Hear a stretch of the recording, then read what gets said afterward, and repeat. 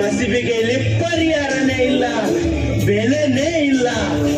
ನೀವಿಗೆ ಹಸಿವೆ ನರಳಿ ನರಳಿ ಸಾಯ್ಬೇಕು.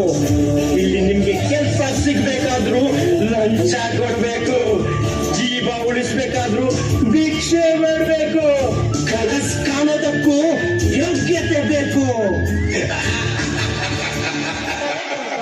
ನನ್ ಕತೆ ಕೇಳ್ತೀರಾ?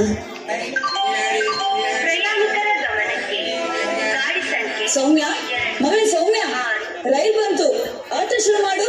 ಏನಮ್ಮ, 2 ತಿಂಗಳಿಂದ ಇಲ್ಲೇ ಇದ್ದೇವೆ. ಇಲ್ಲಿನ ಜನ ಒಂದು ಬಿಡಿಗಾಸು ಹಾಕ್ತಾ ಇಲ್ಲ. ಎಷ್ಟು ದಿನ ಅಂತ ಇಂಥ ಜೀವನ? ಏನ್ ಮಾಡೋದು ಮಗಳೇ, ನಿಮ್ಮಪ್ಪ ಸಾವು ಬದುಕಿನ ಮಧ್ಯೆ ಹೋರಾಡ್ತಾ ಇದ್ದಾರೆ. ನಮ್ಗೇನ್ ಸಂಸಾರ ಉಂಟಾ, ಕುಟುಂಬ ಉಂಟಾ ಹೇಳು? ಇದೇ ತಾನೇ ನಮ್ ಜೀವನ. ಆಗೋ ಜನ ಬರ್ತಾ ಇದ್ದಾರೆ, ಆಟೋ ಶುರು ಮಾಡು.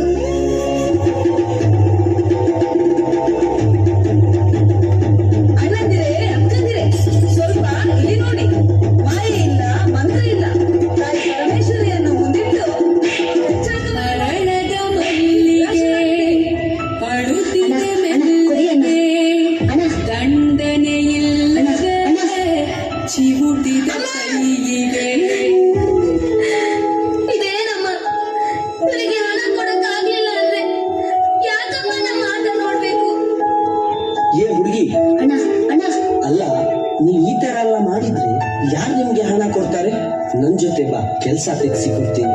ಕೈ ತುಂಬಾ ಹಣ ಕೊಡ್ತಾರೆ. ನಿನ್ ತಂದೆನ ಒಳ್ಳೆ ಆಸ್ಪತ್ರೆಗೆ ಸೇರ್ಸೋಕೆ ಸಹಾಯವಾಗುತ್ತೆ. ಸರಿ ಸರಿ ಸಾಹೇಬ್ರೆ, ನಾನ್ ನಿಮ್ ಜೊತೆ ಬರ್ತೀನಿ. ನನ್ನ ಅಪ್ಪ ಹುಷಾರಾಗ್ಬೇಕು ಅಷ್ಟೇ. ಈ ತರ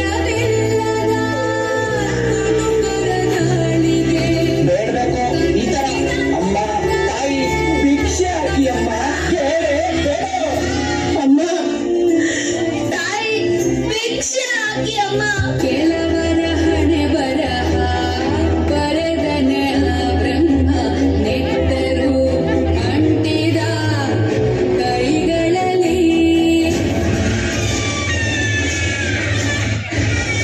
ಸುತ್ತಿದ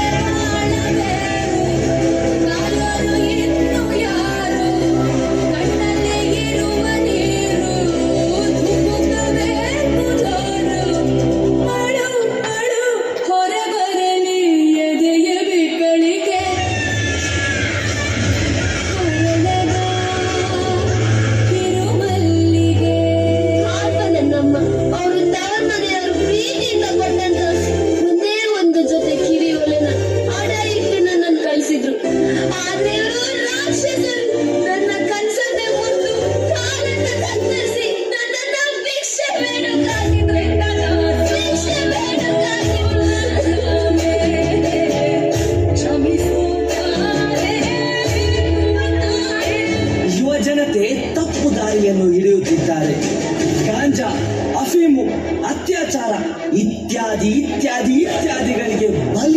ಇದ್ದಾರೆ ಸ್ನೇಹಿತರೆ, ಬಲಿಯಾಗ್ತಾ ಇದ್ದಾರೆ.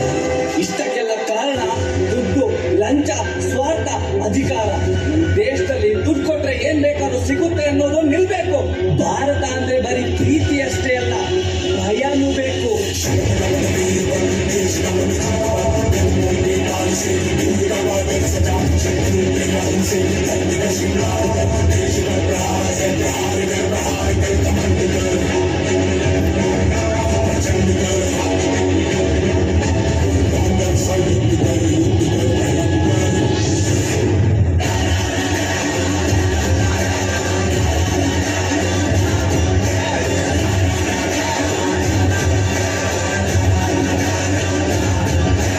ಹೌದು, ಇದೇ ನಮ್ಮ ಭಾರತ.